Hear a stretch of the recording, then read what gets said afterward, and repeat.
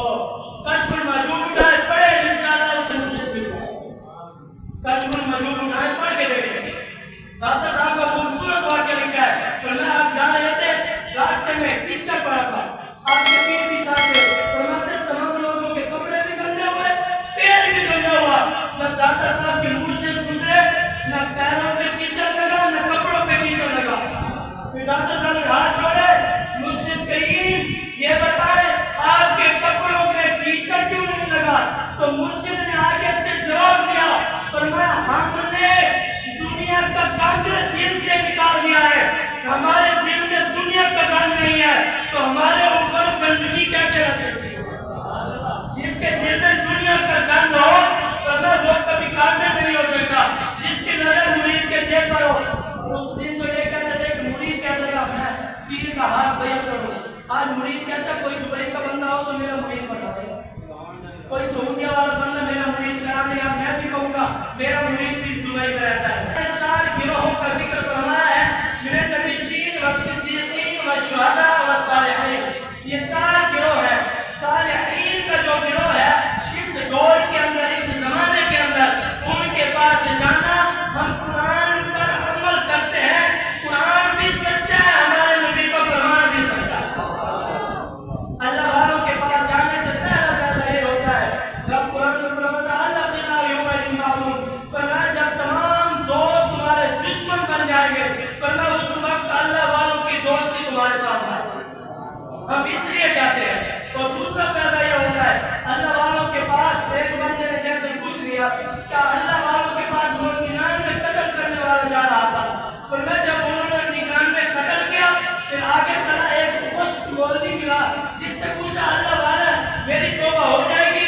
اس نے کہا نا نا, اتنا بڑا مجرم, اتنا بڑا گنہگار, اتنا بڑا پاپی آدمی بخشے نہیں ہو سکتی, توبہ نہیں ہو سکتی.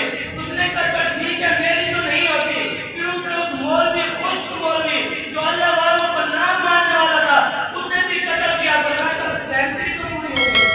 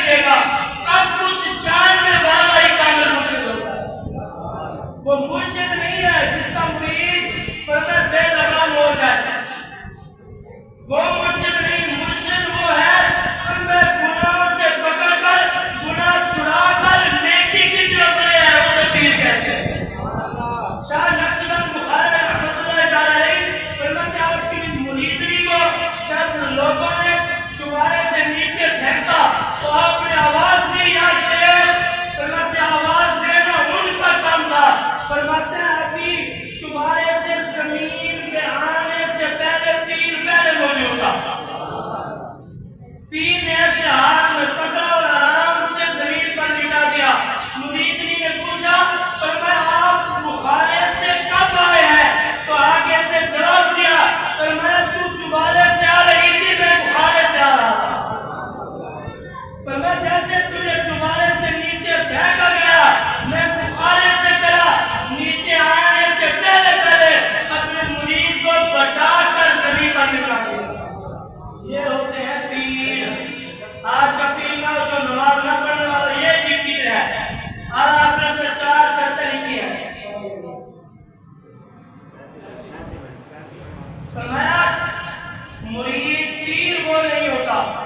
آج ہر بندہ کہتا ہے کہ اس کا مرید ہو جائے، یہ یاد رکھنا۔ کچھ ماں باپ کہتے ہیں بیٹا چھوٹی سی عمر میں ان کا مرید ہو جا، ماں باپ پکڑتے ہیں اسے مرید کرا دے، چاہے کہ تو مرید ہو جا۔ اب جس کا مرید ہو جائے، جس کے ماں باپ مرید ہے تو بھی اس کا مرید ہو جائے۔ میں نے قرآن سے 4 آیتیں بڑی ہونے والوں کے بارے میں اور 2 حدیث مبارکہ، ابھی وقت نہیں ہے یا میں آپ کو حدیث سے سناتا جاتا۔ فرمایا کیا 4 شرطیں لکھی ہیں۔ آج تو چھوٹے سے بچے کو پکڑا بھی، باپ بھی اس کا مرید ہے تو بھی اس کا ہوگا۔ شرط یہ ہے فرمایا اس کو پیر بنائیں جس پر آپ کا ایمان اور یقین ہو۔ جو اعلانیہ گناہ کرنے والا ہے وہ پیر نہیں ہو سکتا۔ یاد رکھنا جس کے اندر یہ 4 شرطیں موجود ہوں آپ ان کے ہاتھ میں اپنا ہاتھ دیں۔ اگر آپ نے اہل نبتو خیرے کے ہاتھ میں ہاتھ دے دیا تو آپ مرید نہیں ہوئے، کیونکہ اس کے اندر شرائط بھی نہیں پائی جاتی۔ پہلی چیز فرمایا عقیدے کا ٹھیک ہونا۔ جس کا عقیدہ درست نہیں آپ اسے پیر نہیں بنا سکتے۔ جس کا عقیدہ فرمایا صحابہ کے بارے میں بکواس کرنے والا وہ پیر نہیں ہو سکتا۔ فرمایا جس کا عقیدہ اہل بیت کے بارے میں زبان درازی کرنے والا وہ پیر نہیں ہو سکتا۔ پیر وہ ہو فرمایا جس کو دیکھو تو خدا یاد ہے۔ یاد رکھنا اہل سنت کے ساتھ ان لوگوں کا کوئی تعلق نہیں ہے۔ کن لوگوں کا؟ فرمایا جو مزاروں پہ جا کر ڈھول ڈھم کے ناچ گانا میرے یہ کام کرتے ہیں وہ اہل سنت جماعت سے نہیں ہے۔ فرمایا اعلیٰ حضرت نے لکھا ہے جب مزار کے پاس جاؤ تو 4 ہاتھ دور کھڑے ہو جاؤ، 4 ہاتھ دور کھڑے ہو کر دعا مانگو۔ اور اعلیٰ حضرت کا آج اس دور میں اتنی ضرورت ہے، فرمایا جو اعلیٰ حضرت کو نہیں مانتا وہ سنی ہو ہی نہیں سکتا۔ اعلیٰ حضرت نے فتاوی رضویہ کے اندر سنی ہونے کی 16 نشانیاں لکھی ہیں، جس کے اندر نشانیاں پائی جائیں وہ سنی ہے۔ پہلی شرط فرماتے ہیں عقیدے کا ٹھیک ہو، جس کا عقیدہ ڈاواڈول نہ ہو۔ دوسری بات فرماتے ہیں اعلانیہ گناہ نہ کرتا ہو، داڑھی کٹانا اعلانیہ گناہ ہے، نماز نہ پڑھنا اعلانیہ گناہ ہے، کسی کو گالی دینا اعلانیہ گناہ ہے۔ اگر یہ گناہ کرتا ہو تو اس کی بیعت نہ ہونا۔ تیسرا کیا فرمایا؟ فرمایا اتنا مسئلہ جانتا ہو، حلال و حرام بھی جانتا ہو، اگر کسی مسئلے کی ضرورت پڑ جائے تو کتاب اٹھا کر مسئلہ تلاش بھی کر لے، اسے مرشد کہتے ہیں۔ فرمایا چوتھی چیز ان کا سلسلہ نبی کریم صلی اللہ علیہ وسلم کے سلسلے تک جا کر ملا ہو۔ یہ 4 نشانیاں جس کے اندر پائی جائے ان کے ہاتھ میں ہاتھ دے۔ آج جب بچہ چھوٹا ہوتا ہے ماں باپ بیعت کرا لیتے ہیں، بڑا ہوتا ہے تو غصہ بن جائے میں اس سے بیعت کیوں ہوں، یہ تو یہ کام کرتا ہے۔ اس لیے کہا گیا بچہ بڑا ہو جائے، جب جوان ہو تو جانتا ہو میں جس کے ہاتھ میں ہاتھ جا رہا ہوں دے رہا ہوں یہ جاہل ہے یا کامل ہے۔ آج بچے کو بیعت نہ کرایا، ان کے بیعت ہو جا۔ بیعت اس کا ہو جب وہ جوان ہو، جانتا ہو، پہچانتا ہو جس کے ہاتھ میں ہاتھ دے رہا ہوں، ورنہ یہ عام نہیں ہے، یہ تو خاص ہے۔ جن کا سلسلہ میرے نبی کے سلسلے ملتا ہے، جس کا عقیدہ درست ہے، جو شریعت کے مسائل جانتا ہے، جو اعلانیہ گناہ نہیں کرتا، یہ 4 چیزیں جس کے اندر پائی جائے ورنہ اسے قابل مرشد کہا جائے۔ دادا صاحب لکھتے ہیں ورنہ اگر کسی کو مرشد نہیں ملتا تو میری ہدایت کی بخشش اٹھائے اور کشف الموجود۔ الحمدللہ الحمدللہ رب العالمین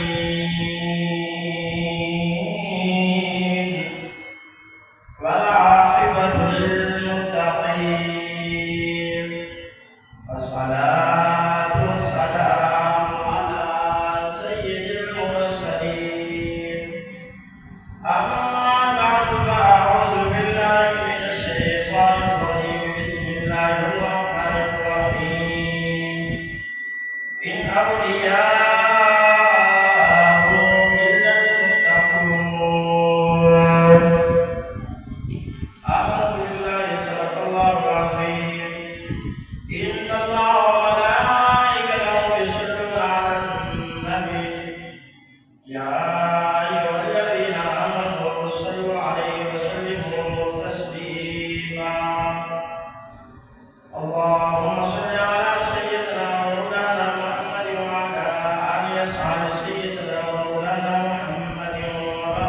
وسلم وصلوا عليه.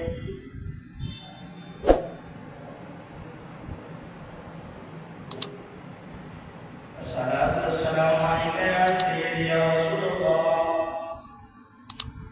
الصلاة والسلام عليك يا سيدي يا حبيب الله. الصلاة والسلام عليك يا سيدي يا نبي الله، وعلى آلك وأصحابك يا سيدي يا رحمة للعالمين.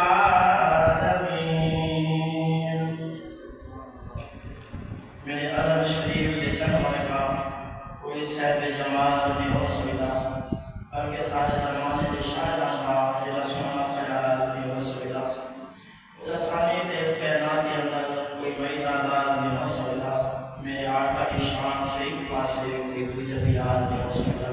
ہم تو سنا اللہ تبارک و تعالیٰ کے بارگاہ میں جو آپ اللہ شریک ہے، جس کا ہمسر اور برابری کرنے والا کوئی نہیں، جس کے دربار میں بڑے بڑے شاہزور بڑے بڑے سلطان اپنی گردنیں جھکا دیتے ہیں، جس کی ادب سے انبیاء بھی لرزتے ہیں، جس کے کرم سے گناہگاروں کے چہرے کھل اٹھتے ہیں. اس ذات کی تعریف خاکی انسان سے کیسے بیان ہو سکتی ہے.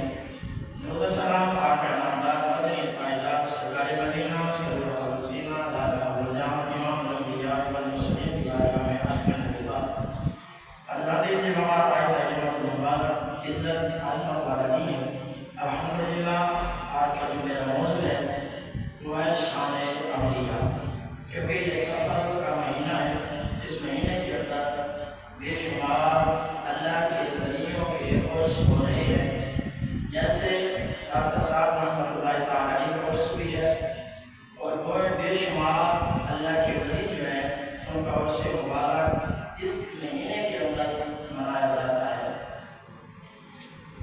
اللہ تبارک و تعالیٰ اپنے پاک کلام لا ریب بے ریب کتاب کے اندر ارشاد فرماتا ہے ان اولیاء الا المتقون، نہیں ہے اس کے دوست مگر متقی لوگ. فرمایا تمہارا کوئی دوست نہیں ہے جو تمہیں دنیا میں اور آخرت میں کام آئے سوائے متقی لوگوں کے، اور کوئی دوست نہیں ہے.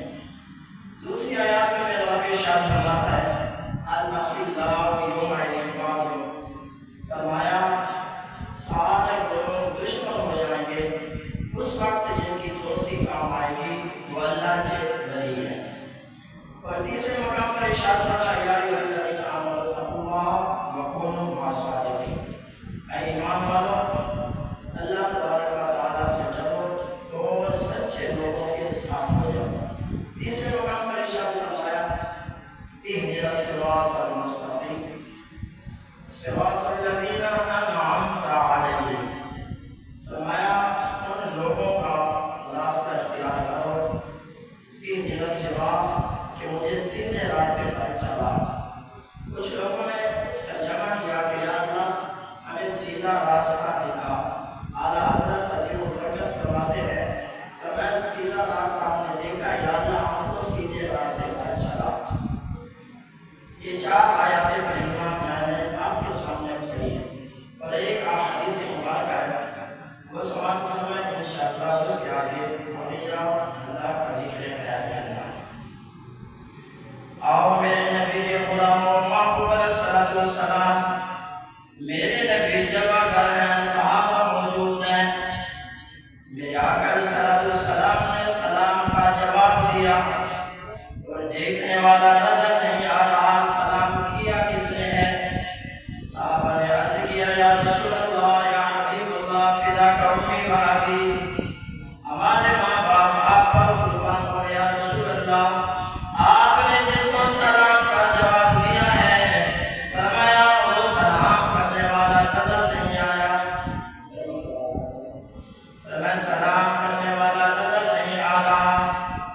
صحابہ نے عرض کیا جب سوال کیا یہ حدیث مبارکہ میں آپ کی سماعتوں کی نظر اس لیے کر رہا ہوں کہ آپ دیکھیں کہ حدیث میں قرآن میں اولیاء اللہ کی شان موجود ہے کہ نہیں. کیا اولیاء اللہ سے محبت کرنے کا کچھ فائدہ ہے یا نہیں؟ اولیاء اللہ کی محفل میں جانے کا کچھ فائدہ ہے یا نہیں ہے؟ تو میں میرے نبی کریم رحمۃ للعالمین نے جواب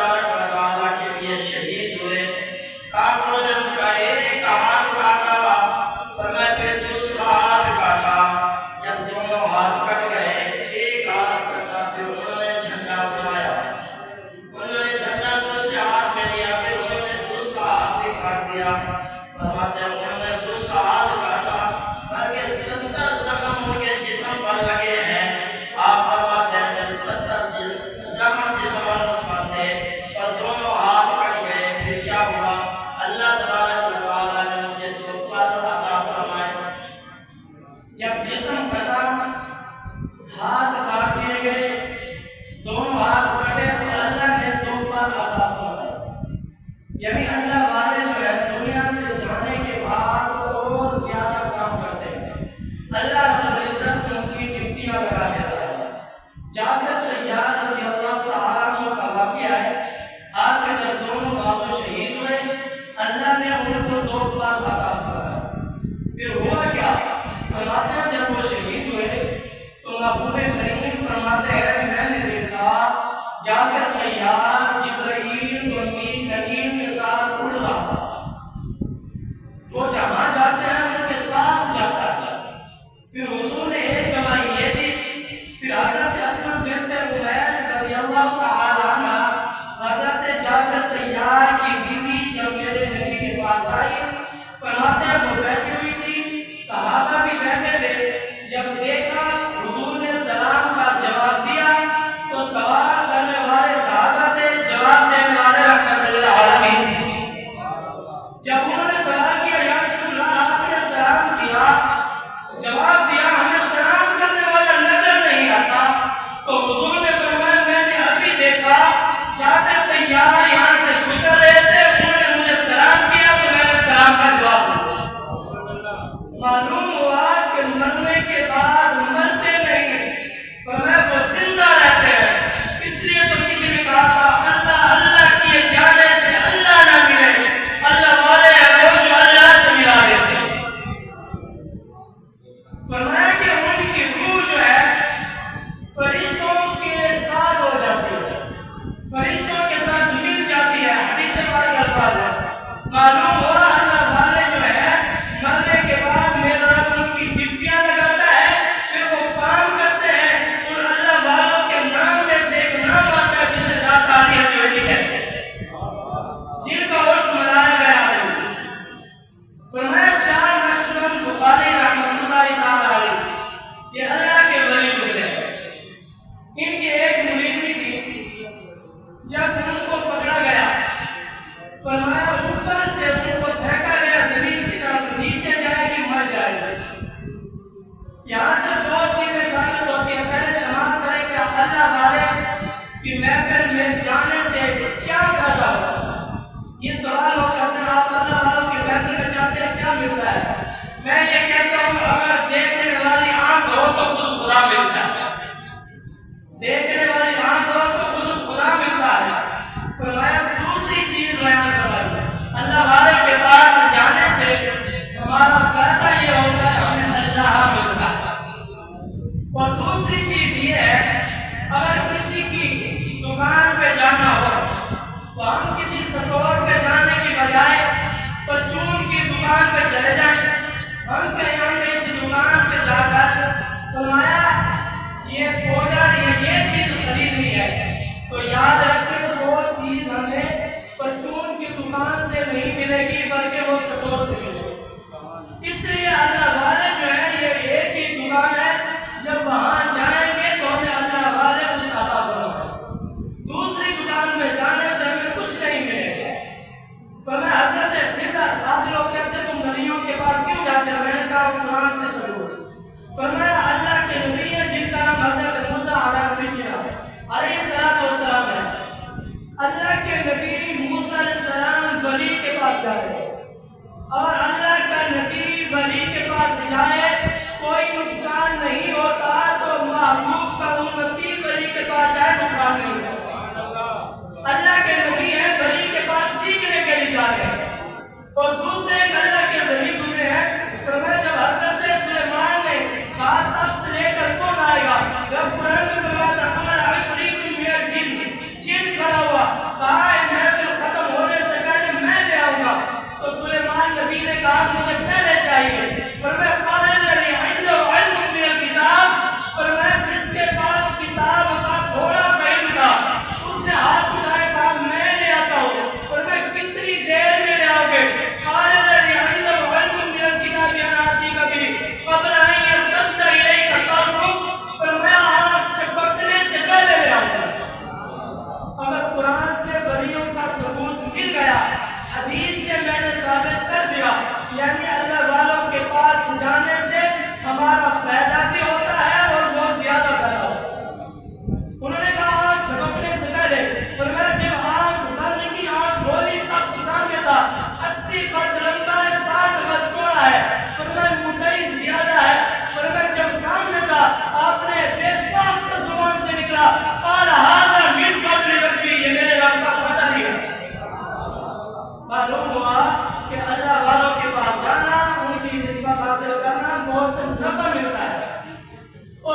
بات کیا